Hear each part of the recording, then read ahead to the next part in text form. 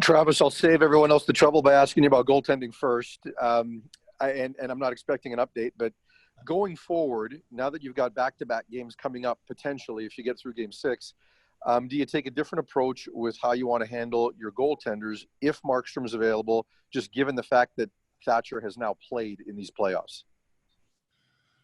Well, I'm glad we got it out of the way.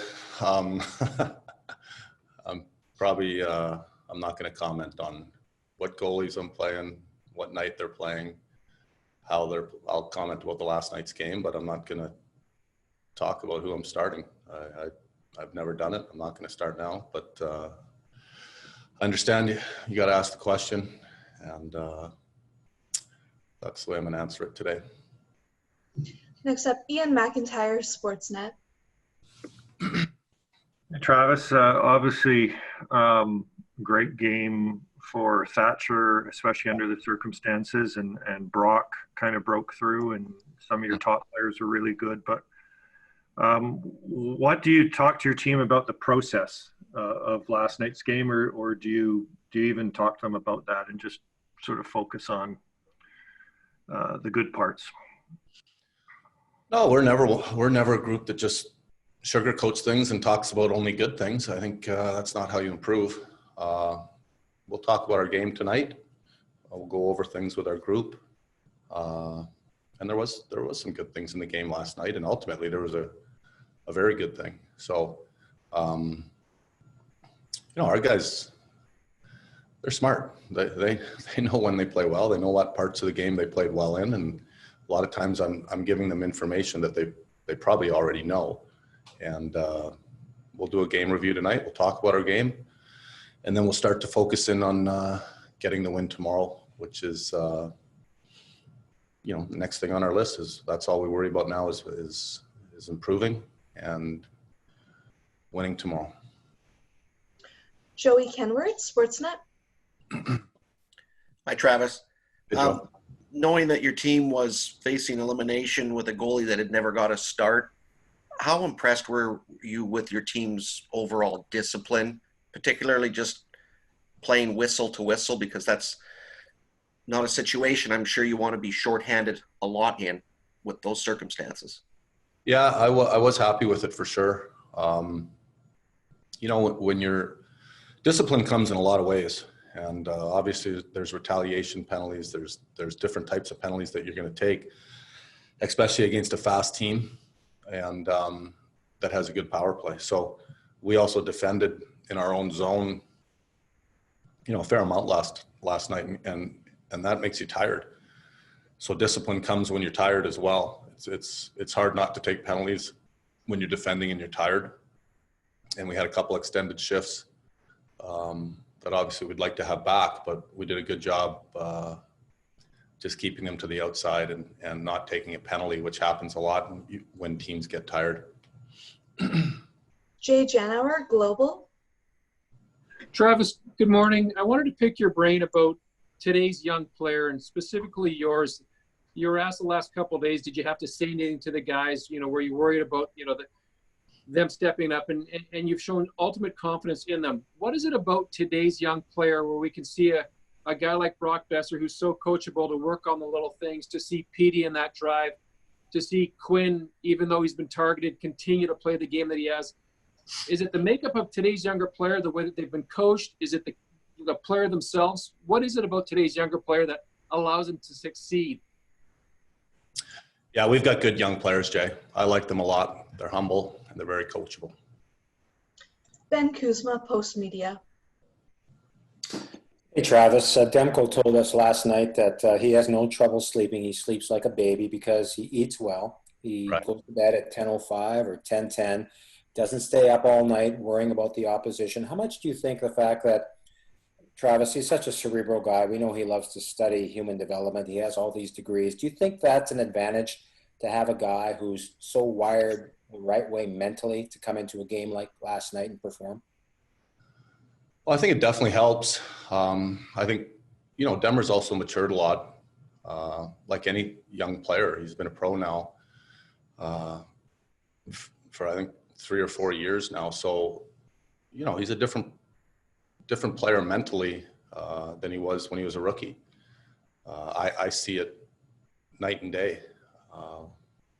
We had Demmer in Utica as a rookie, and there's a lot of growing pains for all players, never mind a goalie.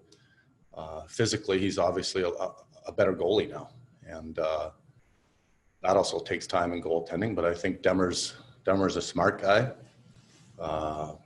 He's learned to become a good pro, which happens as the longer you are a pro.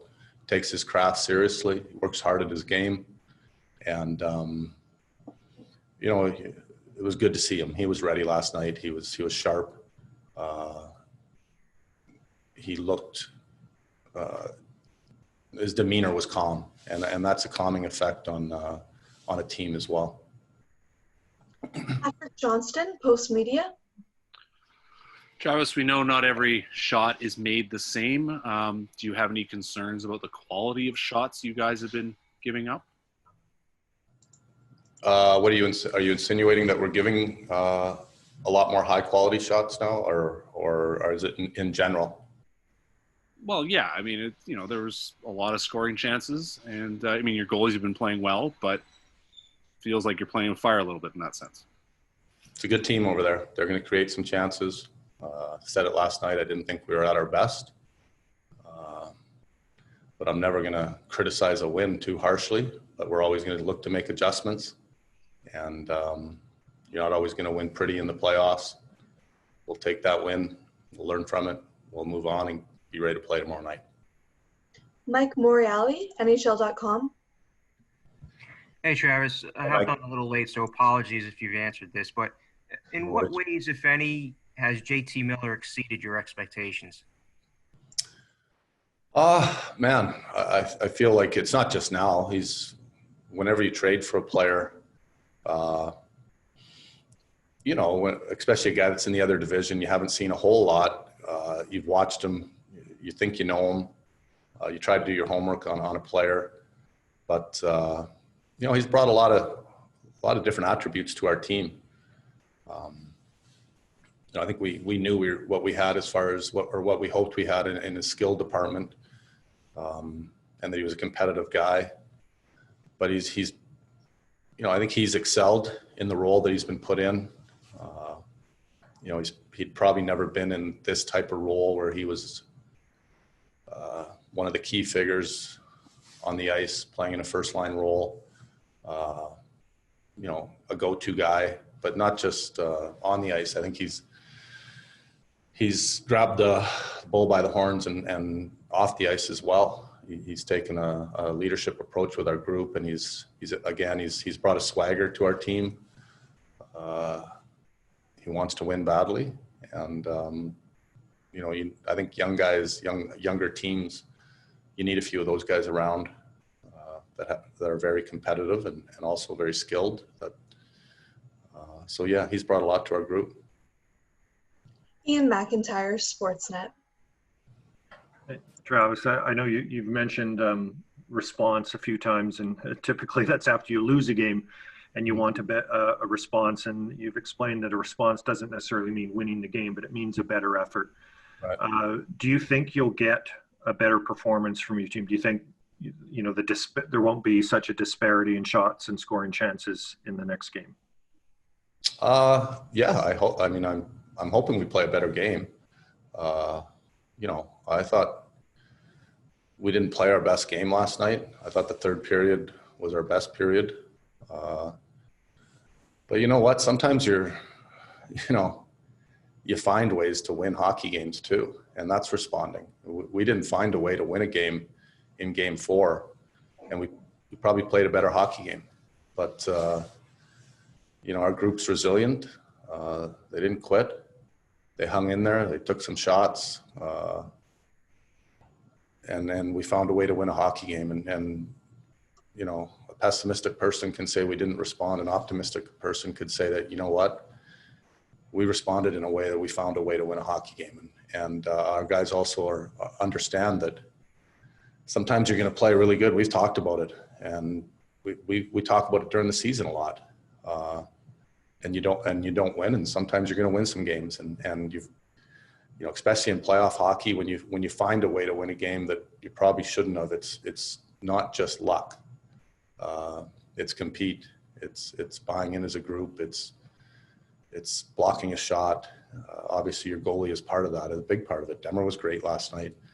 I expect our team to play a better game tomorrow as far as with the puck and our skating. I thought we weren't quite skating the way we could, and we weren't great with the puck. And when those two are in our game, it's usually a recipe for playing in your own zone. So, but man, we came out in the third and found a way to get a big win, and probably, you could say the biggest win of the playoffs so far. It kept us alive, and now we get a chance to play again tomorrow and force a game 7.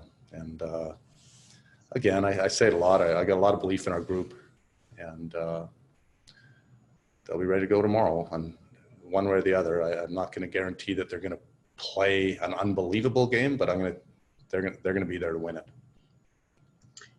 Brendan Batchelor, Sportsnet. Hey, Travis, you talk about liking the third period. What did you think of the way your team defended right at the end, especially after they got the goaltender out, in terms of, what you're talking about, where you find a way to get it across the finish line? I liked it. That's a part of our game that I think as a young group, you have to almost go through those moments to learn. You can teach them. You can watch video. The more you go through it, the better you get used to it, the more you get used to it. I thought we played smart once we got the lead. We got pucks behind them. We defended lines well. And obviously with the empty net, I thought our guys did a good job. Attacked the puck when they could and held down the front when they had to. And, they found a way to get a win again. We'll take a final question from Farhan Lalji, TSN. Travis, certainly you mentioned the third period was very good for you guys last night. To follow up Ian's question, is there anything you can do as a coach specifically to affect the energy of your team at the start of games? Yeah, you can. We're, as coaches, we're always kind of brainstorming and trying to figure out the temperature of our room. What buttons to press, I guess, is the right way to say it. And you're not always going to come out and play your best. That happens a lot. I didn't think we had our legs underneath us. You could probably see during the game, there was a lot of different talking going on the bench at different times. And I think when you get to this stage though, as well, your players also understand where they're at. We've got a good leadership group. Numerous times we had different guys on the bench talking about that we had to get going. We got to raise our game. And, I think there's always different moments as a coach where you have to pick your spots, when to challenge your team, when to talk to your team with a certain temperature. And you have to put thought into it.